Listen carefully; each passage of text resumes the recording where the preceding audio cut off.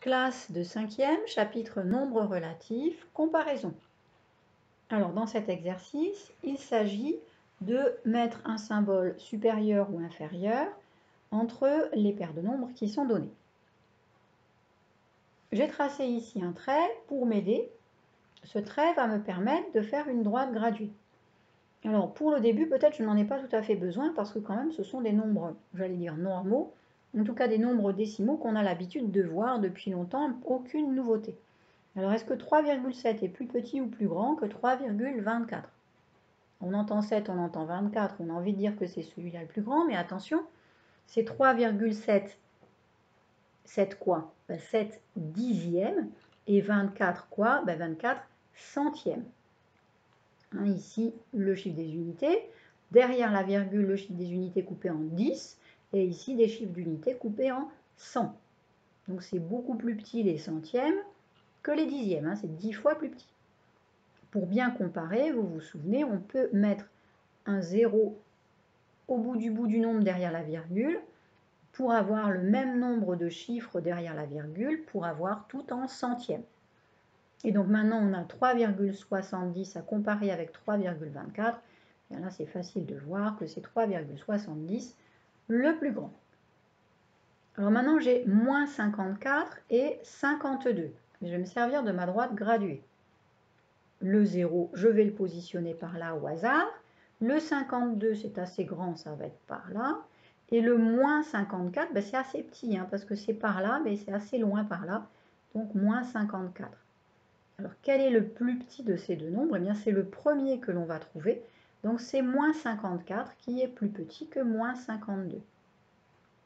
D'une manière générale, un nombre négatif, ça va se trouver avant le 0, c'est-à-dire avant l'origine du repère. Ça sera toujours plus petit qu'un nombre positif, quoi qu'il arrive. Maintenant, on a moins 8 et moins 5. Ah, les deux sont négatifs.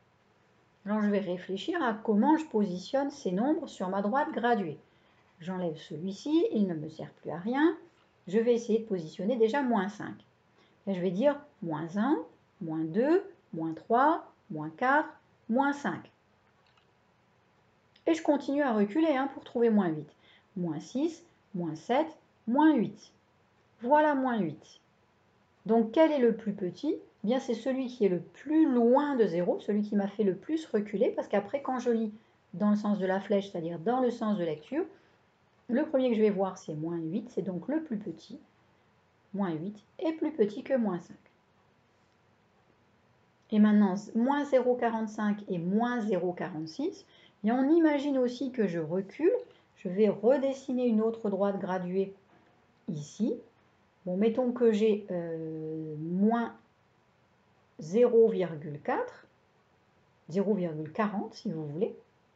Et ici, je vais avoir moins 0,41, moins 0,42, moins 0,43, moins 0,44, moins 0,45. Et ici, moins 0,46. Donc, quel est le plus petit? Eh bien, c'est le premier que je vais croiser, c'est donc bien moins 0,46. Moins 0,46, c'est le plus petit. Donc, c'est bien à retenir. Il faut bien retenir pour réussir à comparer deux nombres négatifs. Eh bien, le plus petit, c'est le plus loin de 0.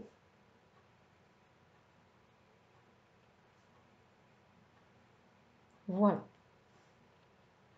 Le plus petit nombre, c'est le plus loin de 0.